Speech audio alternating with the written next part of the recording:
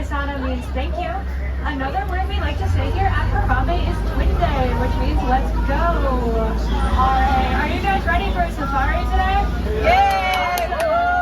My name is Kyla, and I'll be your safari guide today here at the Harambe Wildlife Reserve. A few safety reminders as we make our way out there. Please do remain seated at all times with your hands, arms, feet, and legs inside of the truck. These rules still do apply when we are stopped or moving very slowly. We'll be able to enter the reserve in just a few moments. Our first destination on our safari is going to be the Little Aturi Forest. Animals here in the forest rely on camouflage as their main method of defense against predators, so keep a close watch on any bushes, trees, and shrubbery. You never know what you might spot hiding up behind it. And to help you spot some of those animals, you can see an animal spotting guide up above your head. We probably won't see all those animals, but we usually have pretty good luck with finding a few. Over on the right, there looks to be an okapi. Despite its horse-like body and zebra-like print on its hind legs, okapi are actually the last living relatives of giraffes. And then over there on the left is a saddle-billed stork. They get their name from the yellow saddle-like print on their bill. Saddle-billed storks don't have any vocal cords, so instead to communicate with one another, they rattle their bills at each other. They can have a wingspan of up to 9 feet, and for reference, if you look up at the canopy above you, that's going to be 9 feet. Over here on our left is a watering hole, which is a popular gathering spot for animals here in the forest. And over on the right, hiding back along those bushes there, are going to be some bongos. Bongos are nicknamed the ghosts of the forest because these animals are so good at camouflage that they're rarely ever seen. They have horns that sit back really low on their heads, and that helps us to dig through the brush of the forest a lot easier. Both males and females will have those twisted horns. You can tell the two apart by looking at the color of their coats. Males will be a bit darker in color than the females will be.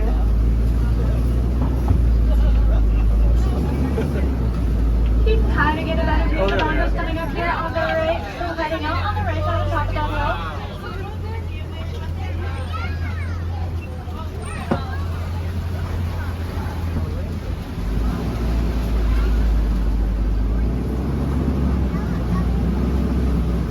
As we make our way to the other end of the forest, we start heading towards the Safi River, which is home to some more aquatic animals here on the reserve. One of the most notable being the Nile hippo. Hippos are among the largest and most dangerous animals that we can find out here in Africa. They do like to spend a lot of their time under the water, so keep a close watch at those rivers. If you see any bubbles appearing on the surface, that probably means that there's a hippo hanging out down below. Hippos can stay underwater for up to 8 minutes at a time. They'll even sleep underwater, and they just naturally know when to come up for a breath of air.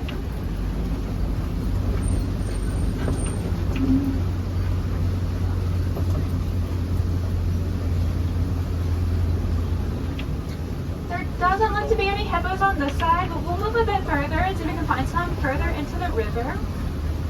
Hippos, although they can swim, much prefer to run across the river's floor instead when they move from one spot to the next.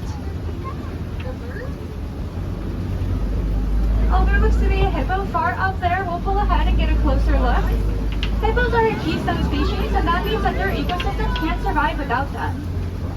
Hanging out here with the hippos, those large grayish-whitish birds are going to be pink-backed pelicans. Pink-backed pelicans get their name from the pink spot that appears on their back during their mating season. It's almost like they're blushing at one another. Both male and female pink-backed pelicans will look after their young, and the eggs typically incubate for about 30 days at a time. Hippos over here look to be very playful today, which is not normal.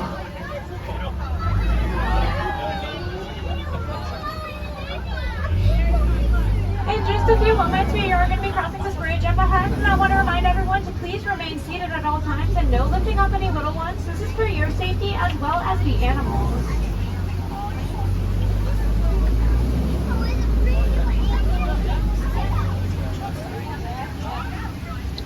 Is this where you saw what we were talking about earlier? Mm-hmm.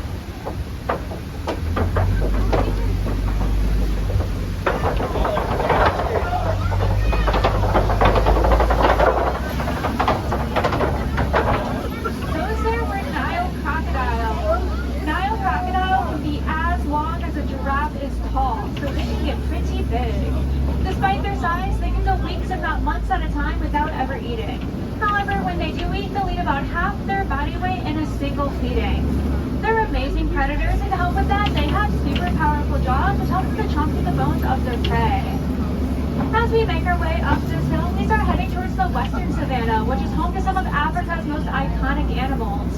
But as we make our way towards it, I would like to point out this big tree coming up to our right, because it's one of the best views we get of it here in the entire reserve. That is a baobab tree. It is also nicknamed the Tree of Life, and it's what Animal Kingdom's park icon was modeled after. The baobab tree gets its nickname because of its ability to store water in its trunk. During prolonged periods of drought, you can even spot animals using their tusks and horns to poke and prod at that trunk to try to get the water out.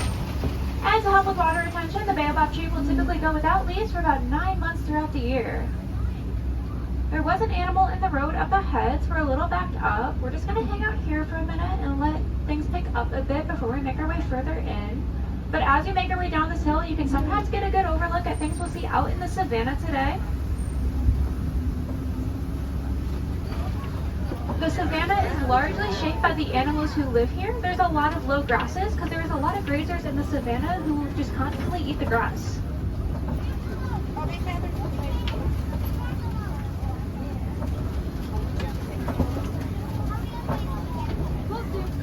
There are some giraffes and some elands as well as a woolly cattle up ahead.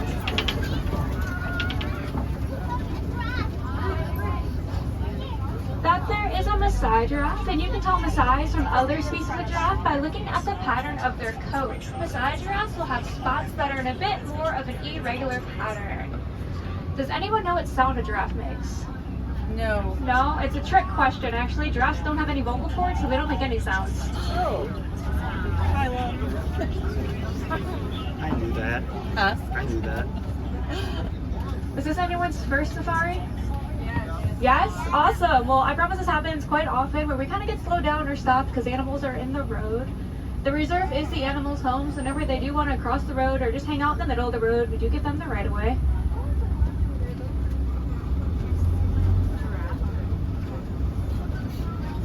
The large tan antelopes over to the right are Patterson's eland.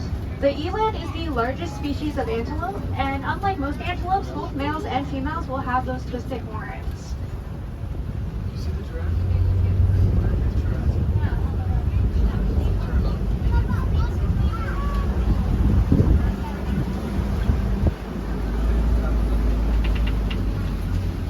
Over here on the left, kind of heading out under that cave, are going to be African wild dogs. They're nicknamed the painted dogs because of the coloration of their coats. African wild dogs aren't very territorial animals. They're actually pretty social, and you can usually spot them hanging out in packs of 5 to 15 dogs at a time.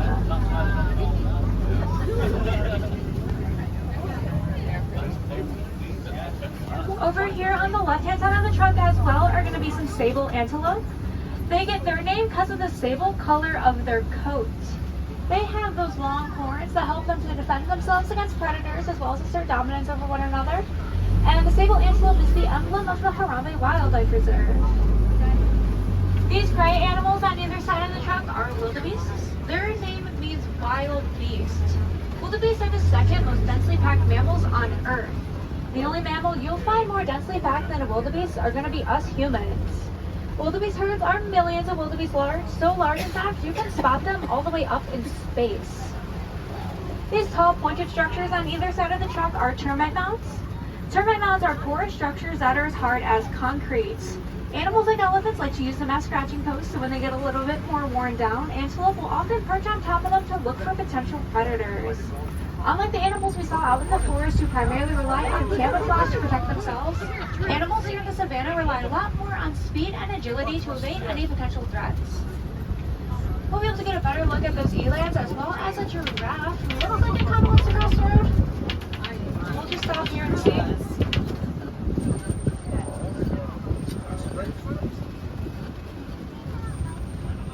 Male elands try to impress female elands by making a flower crown. They'll use their horns to dig flowers out of the ground and wear them on top of their heads, sort of like a hat.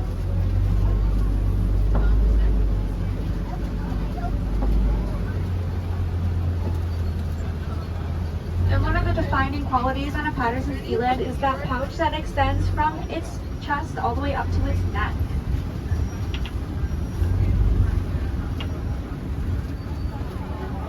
Giraffes are the tallest animal in the world. When fully grown, they'll reach heights of 18 to even 20 feet tall. They can even be as tall as 6 feet once they're born. There are going to be some more wildebeest up ahead, along with some Ankole cattle, which are those reddish brownish animals there, and the giraffe running around again. Yeah. The rain can be a bit annoying, but it's one of the best times to go on the safari because the animals get very playful like that. So Ankole cattle are one of 2 domesticated species that we have here on the reserve. They're nicknamed the Watusi cattle, named after the people who first domesticated them. Those long horns may look like they're a bit tedious to carry around, but they actually help the cattle stay cool. They're made of a honeycomb-like structure, so blood can flow up and down the horns. This disperses heat, which cools down the cattle. We'll pull ahead and get a closer look at them, alongside some termite mounds that are a little bit more worn down that you might see an antelope using. And up ahead, there are going to be some Hartman's mountain zebras on the right side of the truck. Be sure to take a good look at those zebras' noses. It can actually help you determine the color of the zebra.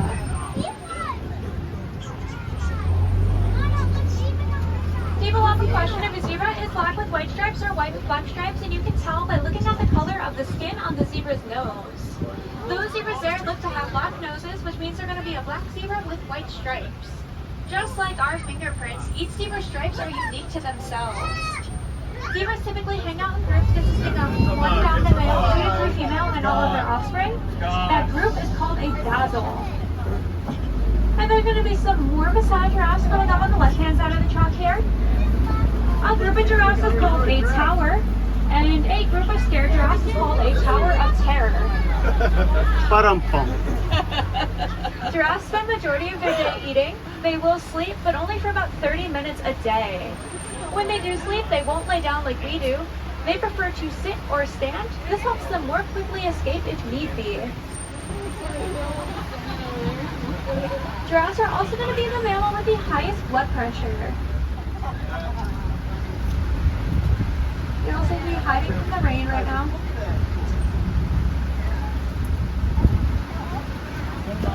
There's also another zebra looks to be walking around over to the right in better view. And there look to be some trees knocked down up ahead, which usually means that there's elephants nearby. Elephants act as the bulldozers of the savanna and will typically knock down trees they find in their path. So we'll make our way further into the savanna and see what else we can find out here. And sure enough, I do spot an African elephant up ahead.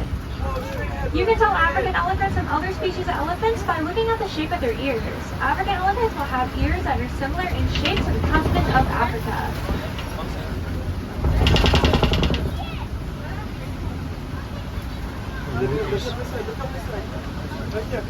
And then on the left side of the truck are going to be some mandrills. Mandrills are the largest monkey in the world. They're most known for the bright coloration on their faces, and that pink and blue color will get darker and darker as they get more excited or even more frustrated. Mandrills also have little pouches in their cheeks that'll help them store tasty snacks for later on. We actually didn't know the difference between mandrills and baboons until the late 90s. When Disney's The Lion King was made, Rafiki was thought to be a baboon, but after the movie was released, we later learned that he's actually a mandrill. You might be able to see the elephant over here, or part of him possibly. If you look back, you can kind of see him. If I had to guess, I would say that elephant there is a male. Typically when males grow up, they prefer to leave the herd and hang out in solitude or in small bachelor groups consisting of other males.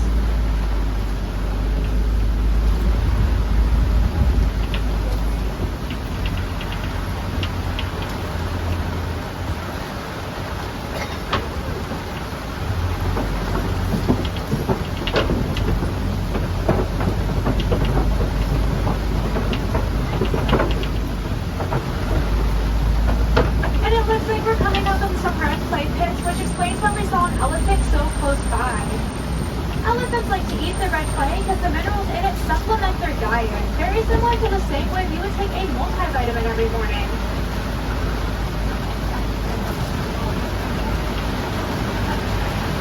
And sure enough, there do look to be some test track indications over on the right over that elephant must have been digging on the clay a bit earlier.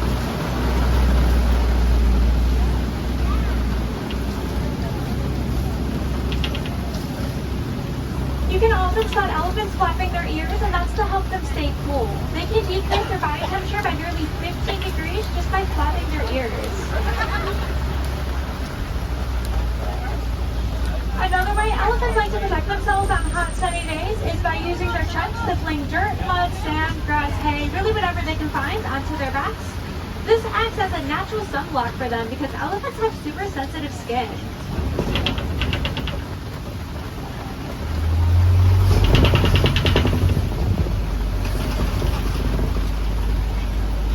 There's a few more baobab trees over here. Another nickname for the baobab tree is the upside down tree because when it doesn't have any leaves, it almost looks as if it grew upside down and its roots are sticking out.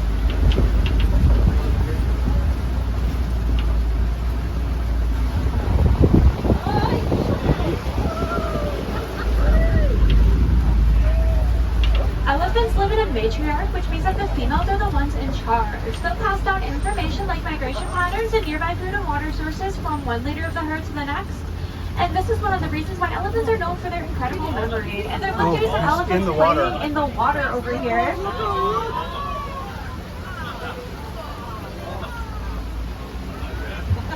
We'll see if they pop back up. I bet they're loving this weather right now. There's another elephant out of the water over there. That was so cool. And we're coming up on a flamboyance of flamingos. A flamboyance is what you call a group of flamingos. These here are greater flamingos, which are the tallest and lightest pink of all flamingo species. They get their pink color from their diet. They eat a lot of brine shrimp, which is rich in beta-carotene. Those smaller birds there that are more of a grayish-whitish color are just baby flamingos who haven't developed that vibrant pink color yet. It takes about 1 to 2 years to fully develop.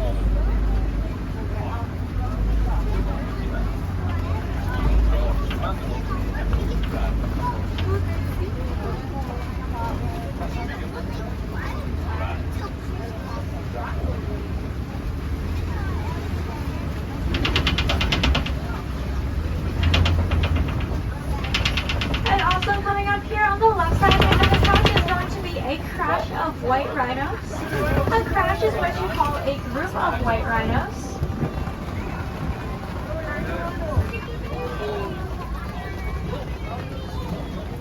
Those little indentations in the mud there are called mud wallows, and animals in the savannah like rhinos often like to roll around in them to help stay cool. Rhinos are unfortunately often poached for their horns. They're thought to have some medicinal value to humans, which makes them extremely valuable on the black market. However, nothing has been scientifically proven. Despite this, what we do know about a rhino's horns is that they're made of a keratin, which is made up of the same material as our hair and fingernails. I'll pull around and get a better look at them. Again, I bet they're loving the weather as well right now. Oh, jeez. When fully grown, a white rhino will weigh about 4,000 to 5,000 pounds. Keep a close watch on the shadows. Over on the left, cheetahs like to hide out back there, and there looks to be one good view right there. Cheetahs are the fastest land mammal. Their reach speeds is 60 miles per hour in just 3 seconds. However, they can't stay at that speed for very long. Cheetahs are a little unique from most big cats. They prefer to go out and do their hunting during the day. Also, unlike most cats, cheetahs don't have retractable claws. There's a couple more cheetahs hanging out in the leaves over there, probably just trying to stay dry right now.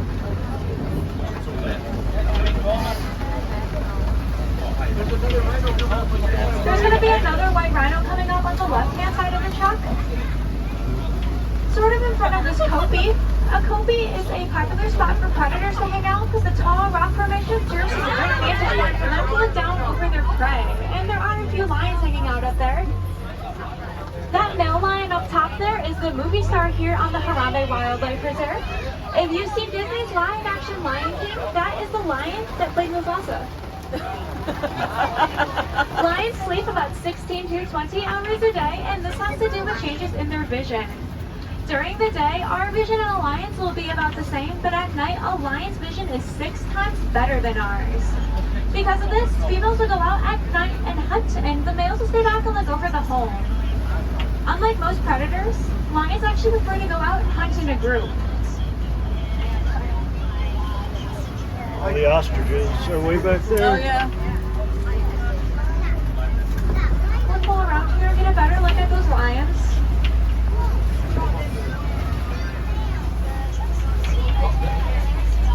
Actually sitting up on the rock.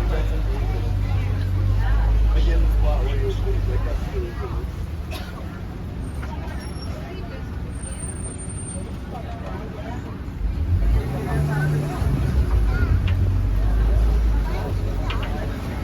Coming up here on our left are going to be some warthog burrows.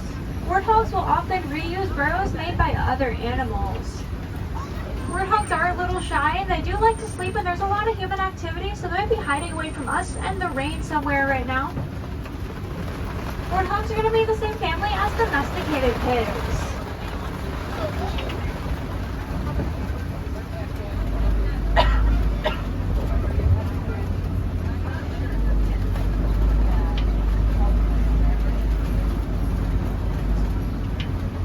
Some ostriches, ostrich eggs, and a bontebok back there. An ostrich is going to be the largest bird as well as the fastest animal on 2 legs. Their eggs will weigh about 3 pounds each, which is equivalent to 2 dozen chicken eggs. When bonteboks are a bit younger, they'll have a purplish tint to their coat. However, that there was an old man, so that purplish tint has kind of faded. His name is Sebastian, and he's the oldest bontebok in the world. They're extremely endangered animals. At one point, there was only 17 left. It wasn't until the heroic actions of a farmer who found them on his farm and protected them that their numbers began to grow. Currently, there's about 3,000 in the world today. However, they're only found on reserves like this, so you can't really find them out in the wild anymore. Right now, we're making our way out of the savannah and towards Magadi Glen, which is home to the warden's post and some of the warden's pets. The warden decided to start keeping Nigerian dwarf goats here on the reserve. They produce a sweet milk that we're able to give to the villagers to sell, so the villagers can rely on milk sales to support their economy rather than poaching. It's one of the ways we try to decrease the amount of poaching that happens here at the Harambe Wildlife Reserve. They all seem to be hiding from the rain underneath the hut right now. Although they look tiny, those are all going to be fully grown Nigerian dwarf goats. They are incredibly playful animals, which is critical in their use as it helps them mature physically. They also have incredible balance, allowing them to perch up high and climb on places, and they'll typically do that when they don't have to worry about getting wet. If you want to get a closer look at those goats, be sure to head over to Rafiki's Planet Watch. It's about a 5-minute train ride to another area of the park. The last train will depart at 4:30, and there you can find an affection section where you can go pet some of those goats. During your time at Rafiki's Planet Watch, you'll learn some tips and tricks about how you can be more eco-friendly in your day-to-day lives. Some ways you can practice that during your time here at Walt Disney World is just by recycling whenever you can. There are going to be recycling bins located all over the resort for you to use. Bringing a reusable water bottle and filling it up at any quick service location is also a great way to help reduce the amount of plastics you're using. Please do drink plenty of water. It gets very hot here. And if you are buying any merchandise, putting it all in one bag or as little bags as possible is another great way to reduce the amount of plastic you're consuming. And if you do find yourself in a merchandise store today and want to help out, you can donate to the Disney Conservation Fund. Disney will match your donation dollar for dollar, and for any donation given, you will receive a Conservation Bureau button. Right now, they're 50th theme, so it's a neat little souvenir to have during your time here today at Disney's Animal Kingdom. Right now, we are making our way out of the reserve and back towards the village, where I unfortunately have to drop you guys off. You've been a pleasure to have on board today, Asante Sana, all of you, and I hope you enjoyed your time here at Kilimanjaro Safaris. If we have any wilderness explorers traveling with us, you have been riding the Simba 1. There should be a wilderness explorer near the exit of the safari or at the entrance of the park, ready to greet you and give you your badge. And here at Harambe, we don't like to say goodbye because that's far too sad and far too final. Instead, we prefer to say Kwaherini, which means to go well. So as we approach the dock, I wish you all Kwaherini friends to go well, go wild, go make a difference out there. Please go drink plenty of water and have a great rest of your day here in Disney's Animal Kingdom.